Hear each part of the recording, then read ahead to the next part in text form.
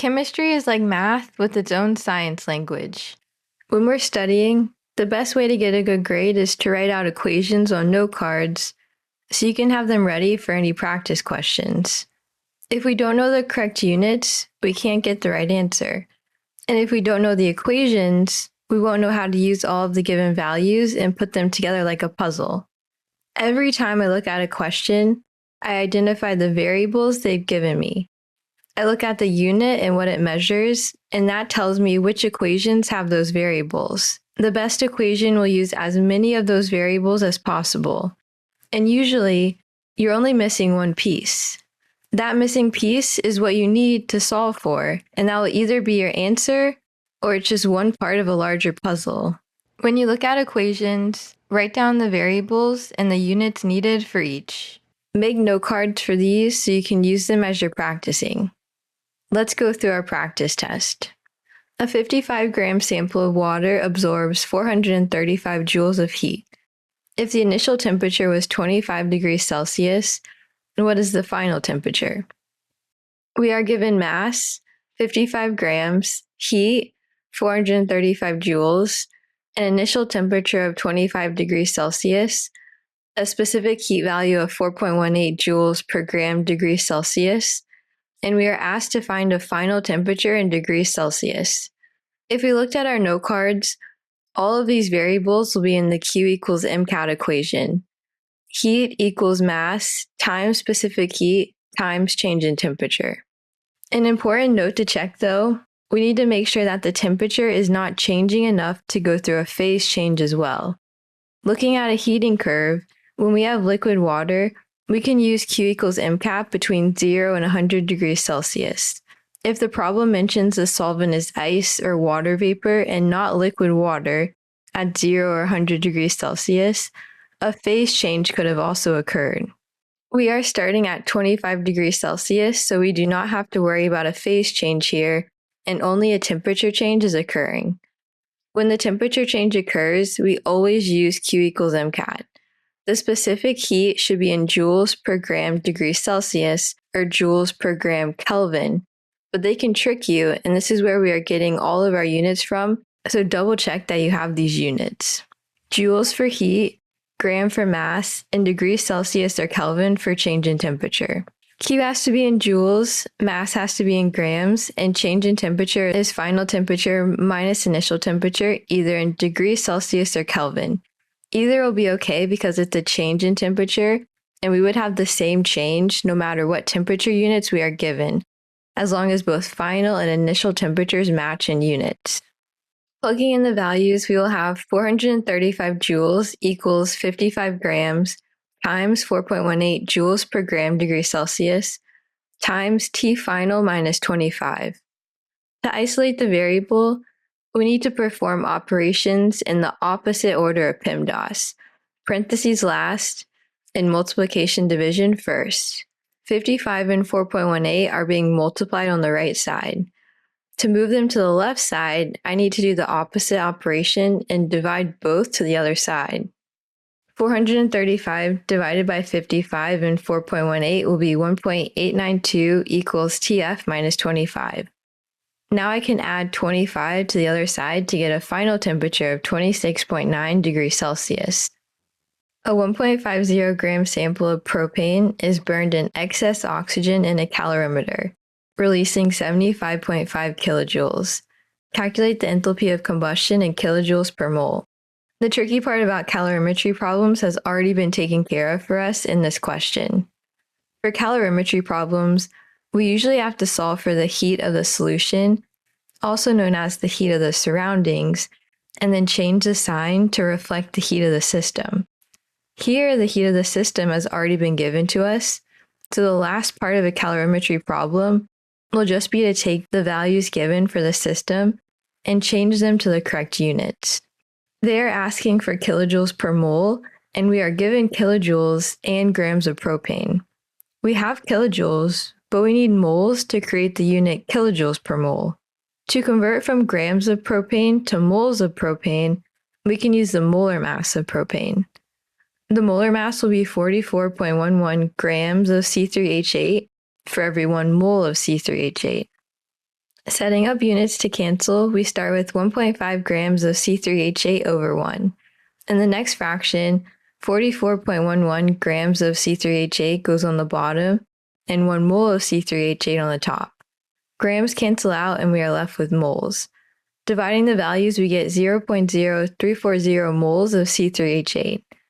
Now we can find our enthalpy of combustion by dividing negative 75.5 kilojoules by 0.0340 moles of C3H8 to get a value of negative 2,220 kilojoules per mole. Calculate enthalpy of reaction for 2SO2 plus O2 forms 2SO3, given the enthalpy of formation values. When given enthalpy of formation values, we use the equation enthalpy of a reaction equals the sum of the enthalpy of formation values for the products minus the sum of the enthalpy of formation values for the reactants. Any coefficients are multiplied by that compound or element's enthalpy of formation value. Elements alone and in their natural state, like the diatomic elements in solid metals, except liquid mercury, will have an enthalpy of formation value of 0. Write down each enthalpy of formation value given next to the compound in the equation. SO2 has a value of negative 296.8 kilojoules per mole, and SO3 has a value of negative 395.7 kilojoules per mole. O2 gas is an element alone, and in its natural elemental state, it will have an enthalpy of formation value of 0. Plugging in the values into the equation, we get enthalpy of reaction equals 2 times negative 395.7 minus 2 times negative 296.8 plus 0. Solving, we get an enthalpy of reaction equal to negative 197.8 kilojoules per mole. A metal sample weighing 125 grams is heated to 100 degrees Celsius and dropped into 75 grams of water at 25 degrees Celsius in a calorimeter. The final temperature is 30.2 degrees Celsius. Find the specific heat capacity of the metal. This problem mentions a temperature change, but we also are placing two objects together. When we are given two initial temperatures and two masses, we'll use the heat transfer equation, Q equals negative Q, or MC change in T equals negative MC change in T, where the component with the higher initial temperature will be releasing heat and transferring it to the component with the lower initial temperature. Let's organize the information first into two different sections based on our two components. The metal will have a mass of 125 grams, an initial temperature of 100 degrees Celsius, and we don't know what the specific heat capacity is. The water will have a mass of 75 grams, an initial temperature of 25 degrees Celsius, and it is assumed that the specific heat capacity will be 4.184 joules per gram degree Celsius. Both components will have the same final temperature, so the metal and water will both have a final temperature of 30.2 degrees Celsius. We have all values except for the specific heat of the metal, so we can plug everything in and solve for it. The component with the higher initial temperature will go on the negative Q side because it is releasing heat to the colder object.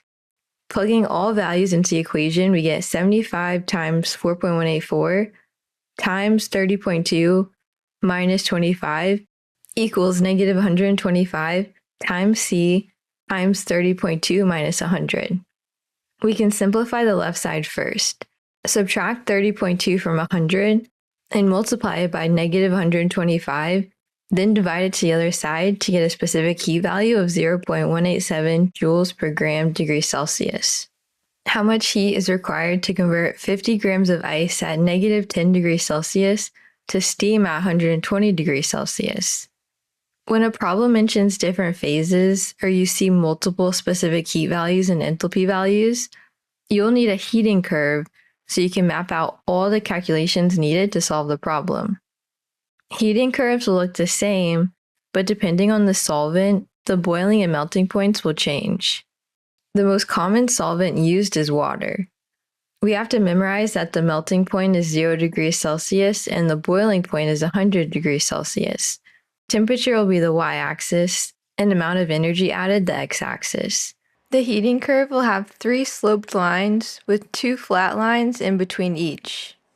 Starting off at the bottom, when energy is added, the temperature increases. Starting off in the solid phase, as energy is added, the temperature increases until we reach the melting point. When we reach the melting point, intermolecular forces are broken to convert the solid to a liquid at the same temperature, and then we move to the liquid phase and the temperature increases until we reach the boiling point where almost all intermolecular forces are broken to reach the gas phase at the same temperature. Once we reach the gas phase, we can add energy to increase the temperature. Every new line is a new calculation, and we have to add all the calculations together to get the total amount of heat required for the conversion. Let's add values to our heating curve to make it more technical. For water, the solid phase will use the specific heat value of ice of 2.09 joules per gram degree Celsius. The melting point will be 0 degrees Celsius. And to convert from a solid to a liquid, we use the enthalpy of fusion value of 6.01 kilojoules per mole. The liquid phase will use the specific heat value for water of 4.18 joules per gram degree Celsius. The boiling point will be 100 degrees Celsius, and to convert from a liquid to a gas, we use the enthalpy of vaporization value of 40.7 kilojoules per mole. The gas phase will use the specific heat value for steam of 2.01 joules per gram degree Celsius. Next, we can star what temperature we are starting at and what temperature we are ending with. We are starting at negative 10 degrees Celsius and ending at a value of 120 degrees Celsius. For each new line, make it a new color or number each line so we know how many calculations there will be. We will have 5 calculations total.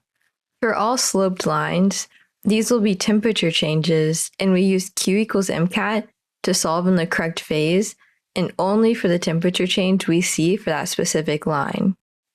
For the flat lines, these will be phase changes, and we use Q equals moles times the enthalpy value, or we can use the enthalpy value given as a conversion factor for moles to kilojoules. For the total heat, we have to add all values together.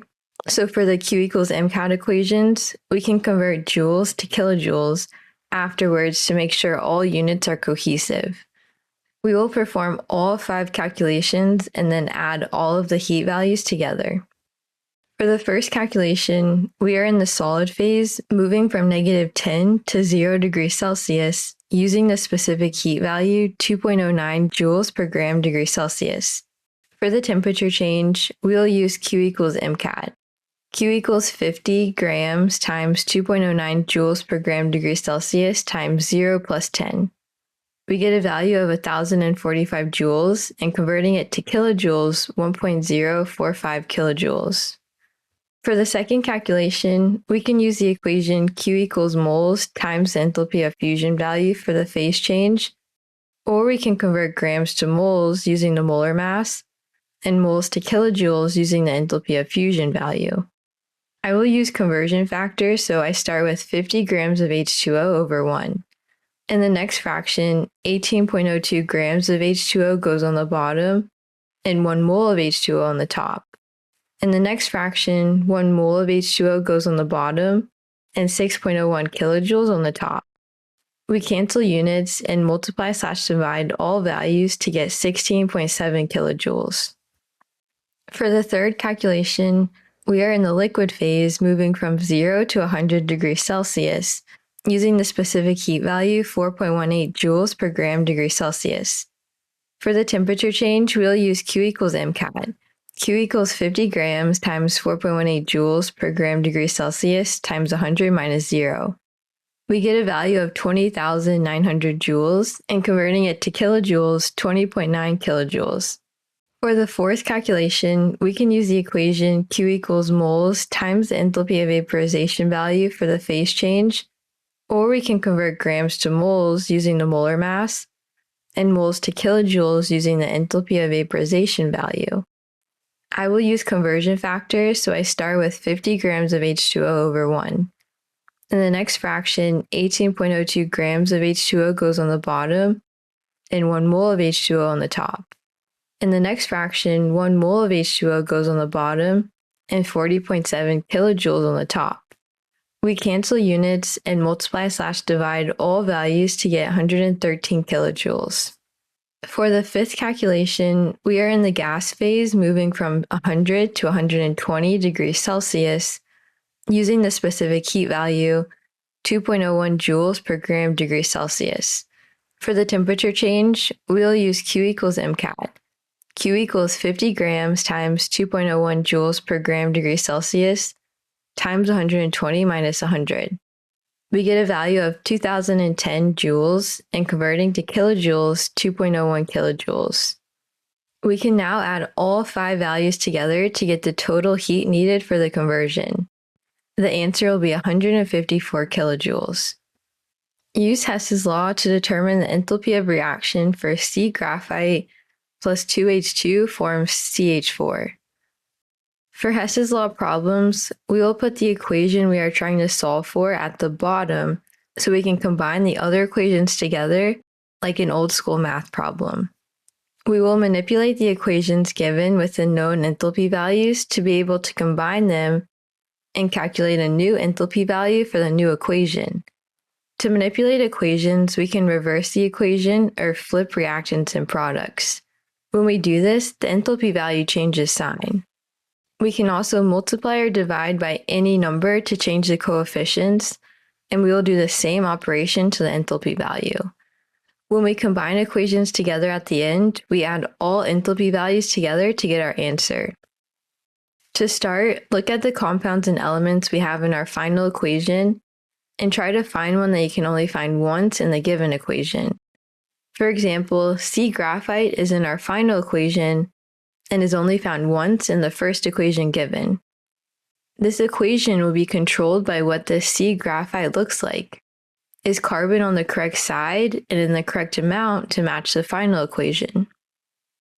In the final equation, C graphite is on the reactant side and there's only one. In the given equation, it is also on the reactant side and there's only one.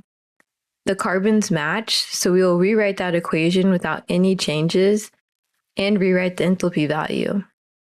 Cross it off from the equations given and look for the next compound or element. The next one I can find is H2 gas. H2 gas can only be found in the second equation given. In our final equation, H2 gas is on the reactant side and we have 2 of them. In the given equation, H2 gas is on the reactant side, but we have 1 of them.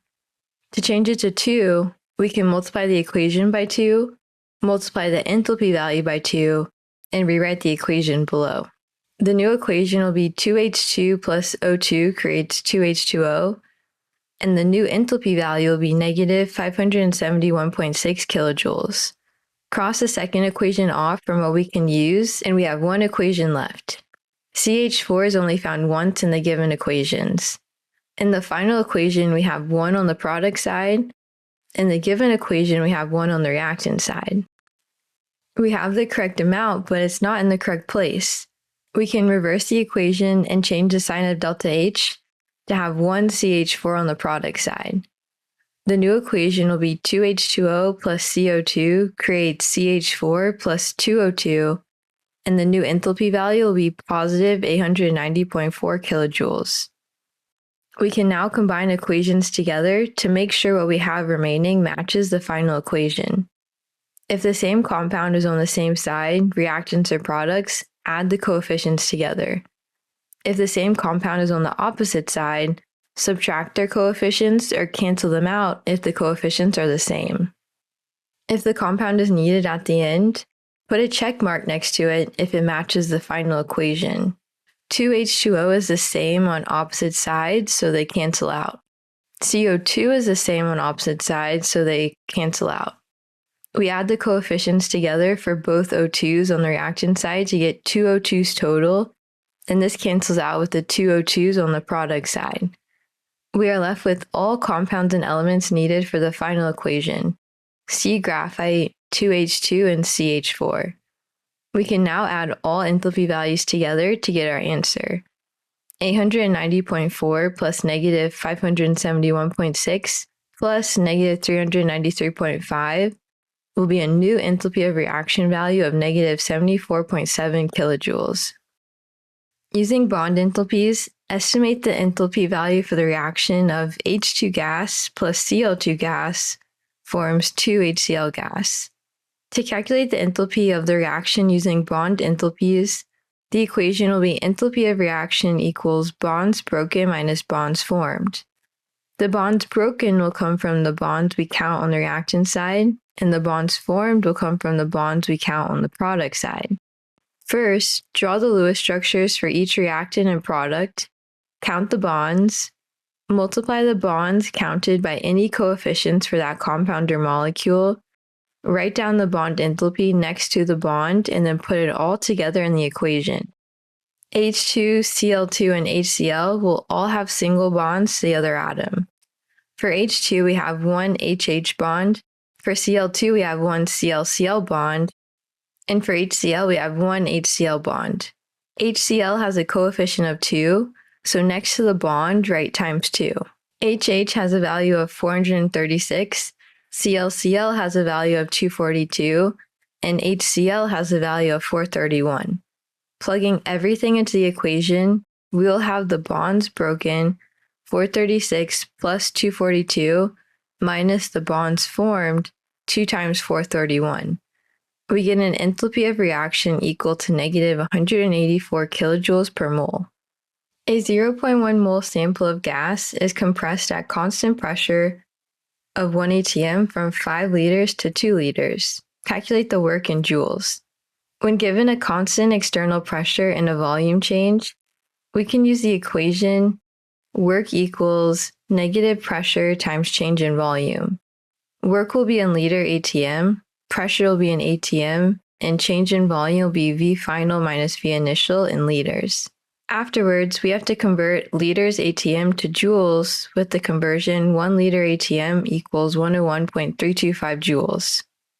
For this problem, moles will be extra information that we do not need. Plugging in the values for the work equation, we get work equals negative 1 atm times 2 liters minus 5 liters. Work equals 3 liter atm, and then converting it to joules, we get 304 joules. A chemical reaction absorbs 250 joules of heat and does 95 joules of work on the surroundings. Calculate the change in internal energy. When heat, work, and change in internal energy are mentioned in a problem, we can use the equation change in internal energy equals heat plus work. The units for these variables just have to match. So this means all units have to be in joules or all units kilojoules. The wording of the problem will tell us if heat and work are positive or negative. When the system absorbs heat, Q is positive. When the system releases heat, Q is negative. When the system does work on the surroundings, work is negative. When the surroundings do work on the system, work is positive. The reaction absorbs heat, so Q equals positive 250 joules. The system does work on the surroundings, so W is negative 95 joules. Change in internal energy will be 250 minus 95 to equal a value of 155 joules. A fuel has a combustion enthalpy of negative 650 kilojoules per mole. If 5 grams of the fuel releases 72 kilojoules, determine its molar mass. This problem will be a puzzle of putting together units. We are given 5 grams of fuel, negative 72 kilojoules, and a conversion factor, negative 650 kilojoules per mole. We need to determine the molar mass. Molar mass has units of grams divided by moles. We are given grams, but we need moles. The conversion factor has moles in it, and it's attached to kilojoules. So if I can cancel out kilojoules, I can find moles. We are given negative 72 kilojoules, so let's set up a conversion from kilojoules to moles using negative 650 kilojoules per mole. Setting up units to cancel, start with negative 72 kilojoules over 1. In the next fraction, negative 650 kilojoules goes on the bottom and 1 mole on the top. Kilojoules cancel out, and we get 0.111 moles. Now we have grams and moles to find the molar mass. 5 grams divided by 0.111 moles will be 45.1 grams per mole. A 2.50 gram sample of O2 occupies 2 liters at 25 degrees Celsius. Calculate the pressure. We are given mass, volume, temperature, and pressure. P, V, and T are in the ideal gas law, and using the mass in grams, we can find moles for N. For the ideal gas law, if we use the ideal gas constant 0.08206 liter ATM per mole Kelvin, the pressure will be in ATM, the volume will be in liters, N is moles, and T is in Kelvin. Let's write down all of our values and convert any that are not the correct unit. We are solving for pressure, volume is in liters, we need moles, so we can convert grams of O2 to moles of O2 using the molar mass. Setting up units to cancel, we start with 2.5 grams of O2 over 1.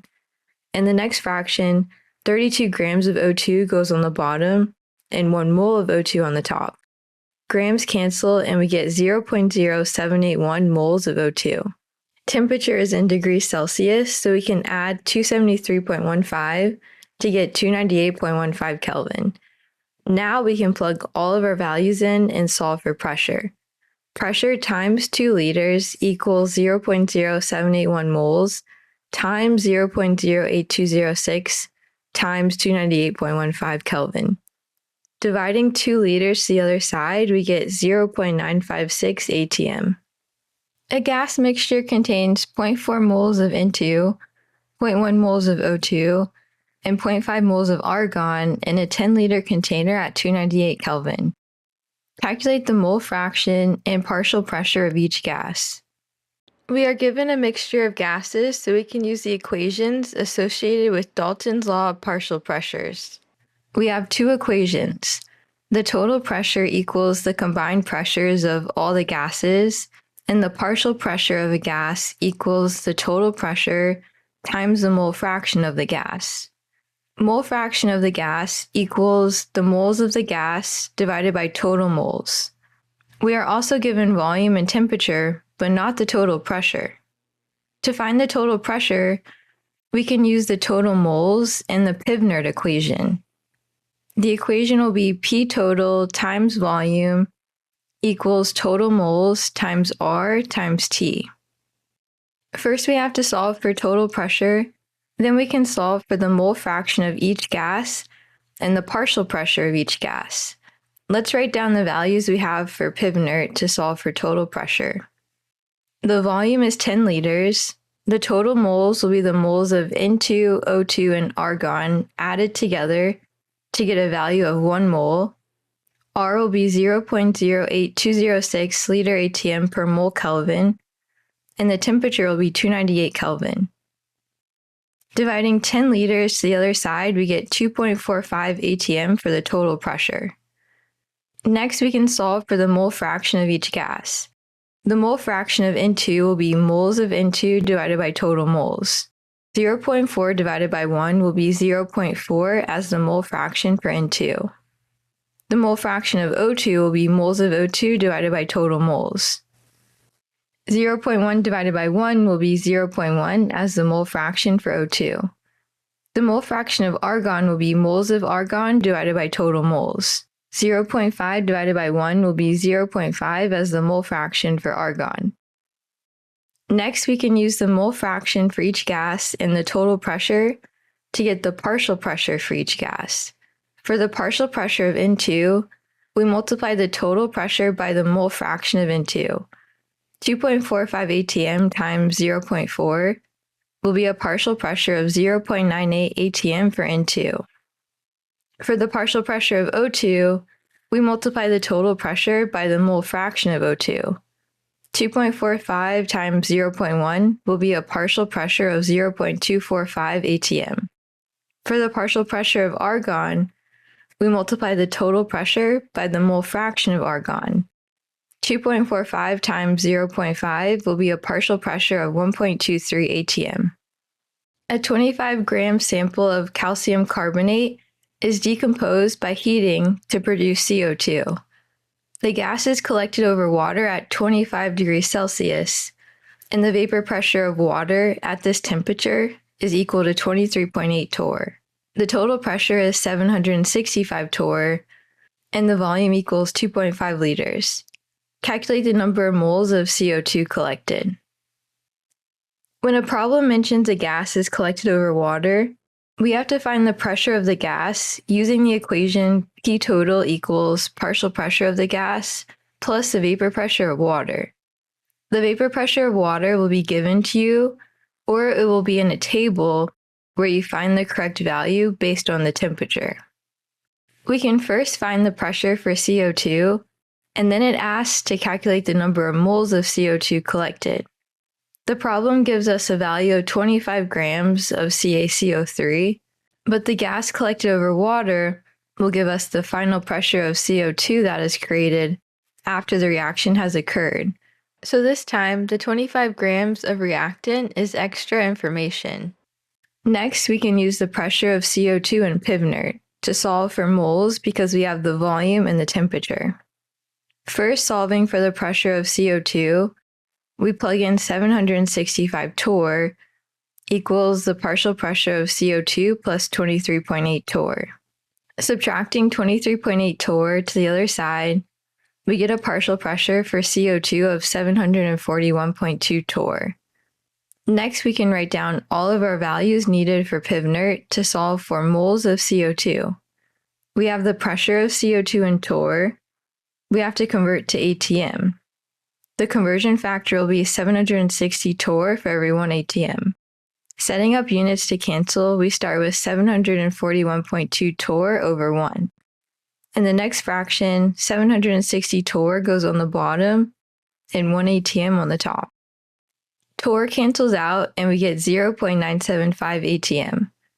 We have a volume of 2.5 liters. We are solving for moles. R is 0.08206 and the temperature is 25 degrees Celsius, but we can add 273.15 to get 298.15 Kelvin. Plugging all the values into Pivnert, we can divide the R in temperature to the other side to get 0.0997 moles of CO2. A 1 liter container holds 0.1 moles of O2 gas at 25 degrees Celsius. Calculate the root mean square speed of the molecules. The root mean square equation will be root mean square speed equals the square root of 3RT divided by m. The speed is in meters per second. R is 8.314 joules per mole Kelvin. T is temperature in Kelvin, and m is molar mass in kilograms per mole. We do not need volume or moles, but we are given temperature and the molar mass.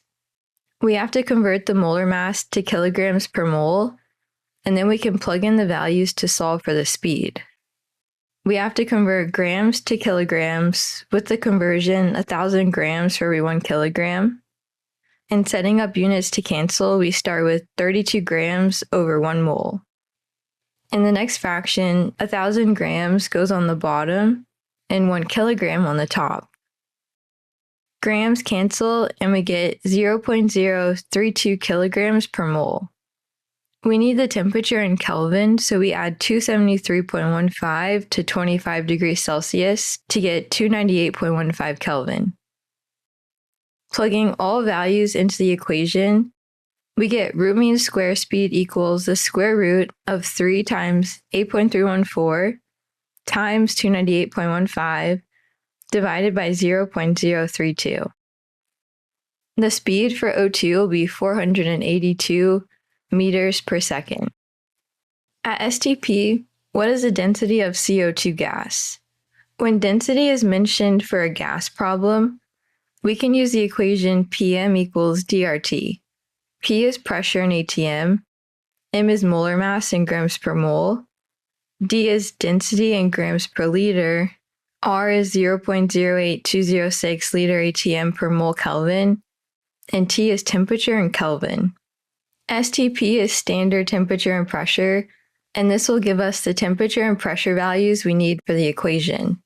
Standard temperature is 0 degrees Celsius, or 273 Kelvin, and standard pressure is 1 ATM.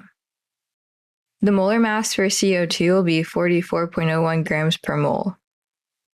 Plugging in all values into the equation, we get 1 atm times 44.01 grams per mole equals the density times 0.08206 liter atm per mole Kelvin times 273 Kelvin. Dividing R and T to the other side, we get a density value of 1.96 grams per liter. A nitrogen gas sample effuses through a pinhole in 38 seconds. Under identical conditions, the same volume of an unknown gas takes 55 seconds. Calculate the molar mass of the unknown gas. For gases that escape through a hole, we use Graham's law of effusion. The smaller the gas is, meaning the smaller the molar mass of the gas, the faster the gas can escape through a hole. And this means that it will have a faster rate. The equation will be the rate of the first gas divided by the rate of the second gas is equal to the square root of the molar mass of the second gas divided by the molar mass of the first gas.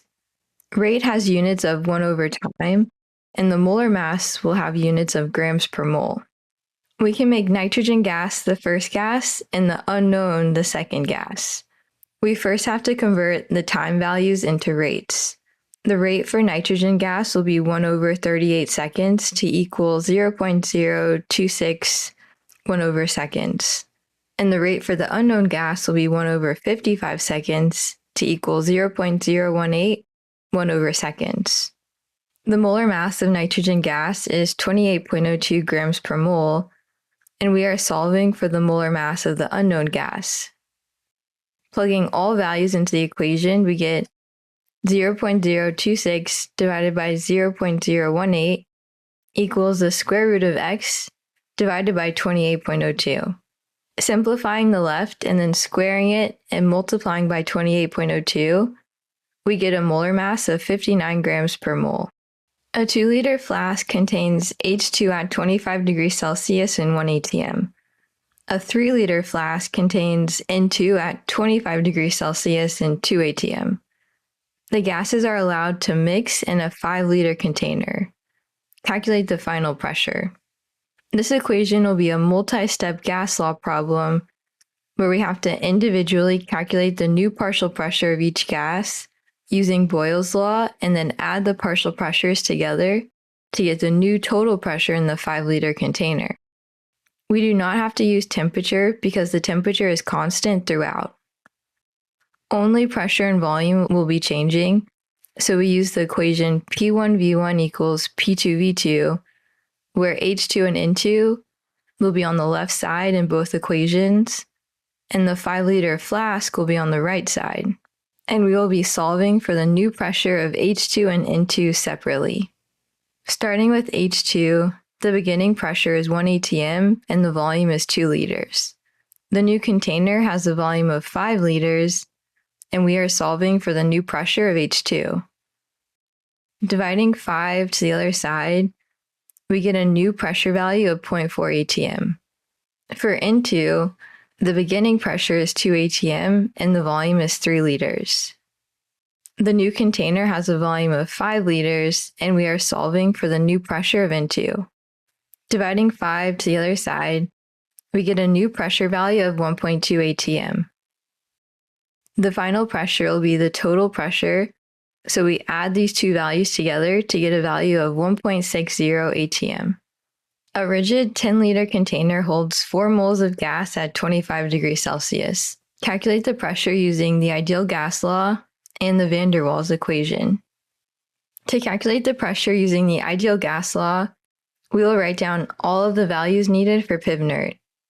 If we use 0.08206 liter atm per mole Kelvin for the ideal gas constant, the pressure will be in atm, the volume in liters, N is in moles, and T is temperature in Kelvin.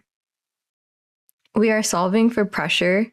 We have a volume of 10 liters, moles is 4, and the temperature will be 298.15 Kelvin. Solving for pressure, we get a value of 9.79 atm. To calculate the pressure with the van der Waals equation, we will use the constants A and B given for the gas because pressure and volume are affected in the real gas equation, and we have to compensate for the negative deviation in pressure caused by the attractive forces and the positive deviation in volume caused by the volume occupied by the gas.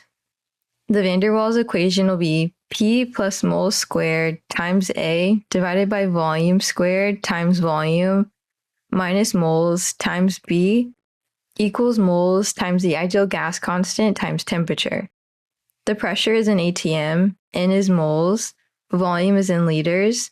The A constant will have units of liter squared ATM divided by mole squared. The B constant will have units of liters per mole. The ideal gas constant will have units of 0.08206 liter ATM per mole Kelvin, and temperature will be in Kelvin. Plugging in all values, we get P plus 4 squared times 3.59 divided by 10 squared times 10 minus 4 times 0.0427 equals 4 times 0.08206 times 298.15. Simplifying and solving for pressure, we get a value of 9.38 atm. A weather balloon contains 350 liters of helium at 25 degrees Celsius and 1 atm. If the balloon rises to where pressure is 0.2 atm and temperature is negative 25 degrees Celsius, what is the new volume? We are comparing two different situations here, so we will see what variables are given and then use Boyle's-Charles, Gay-Lussac's, or the combined gas law, where we can find the new value for a changing variable.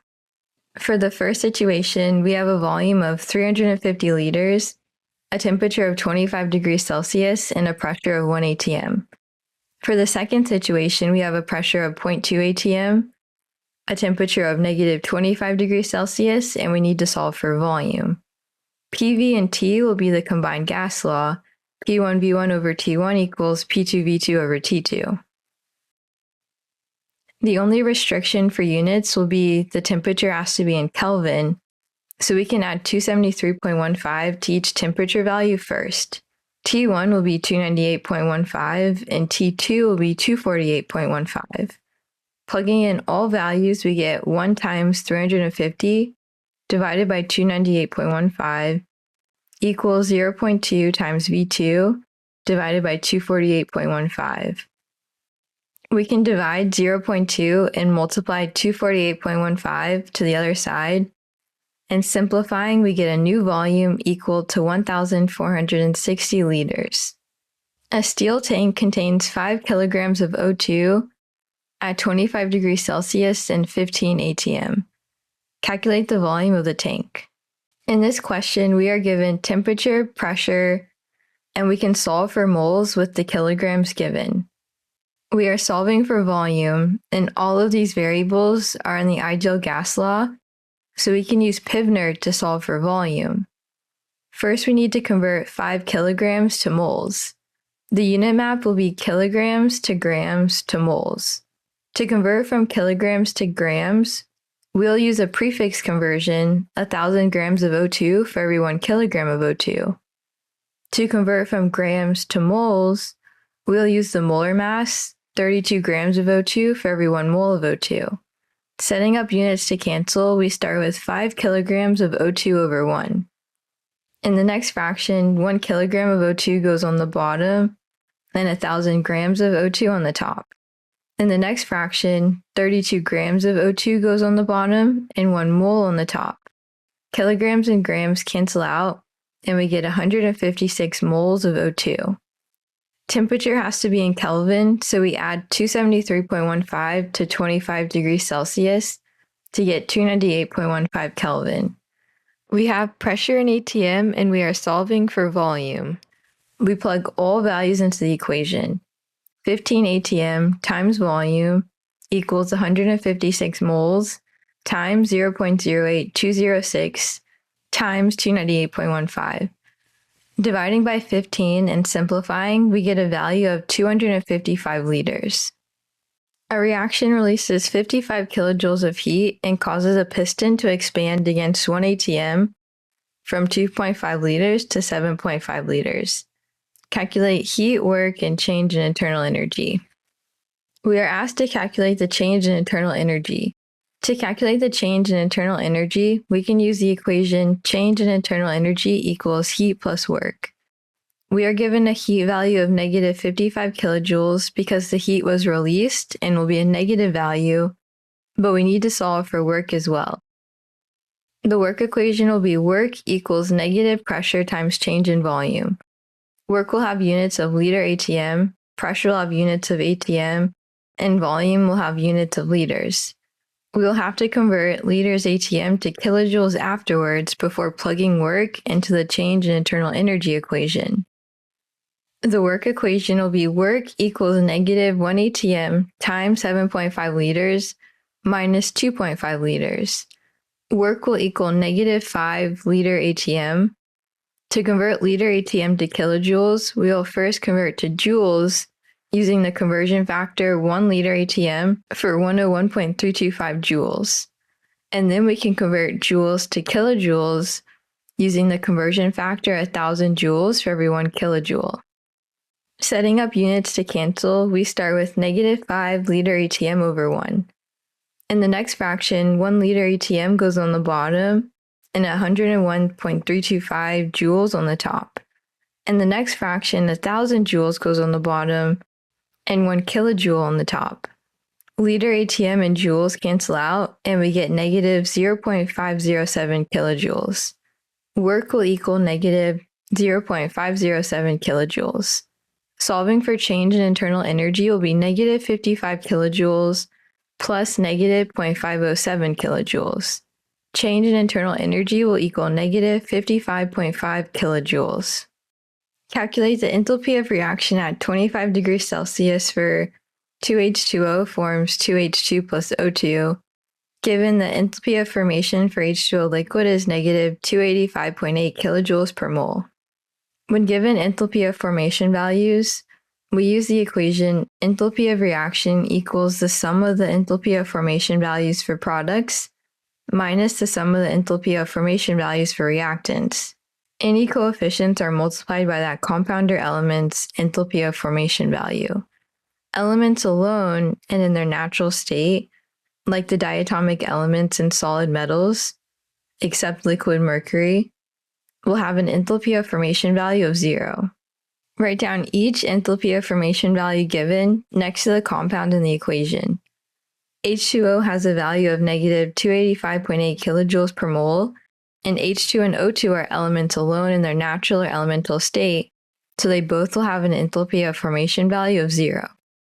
Plugging in the values into the equation, we get enthalpy of reaction equals 2 times 0 plus 0 minus 2 times negative 285.8. Solving, we get an enthalpy of reaction equal to 571.6 kilojoules per mole.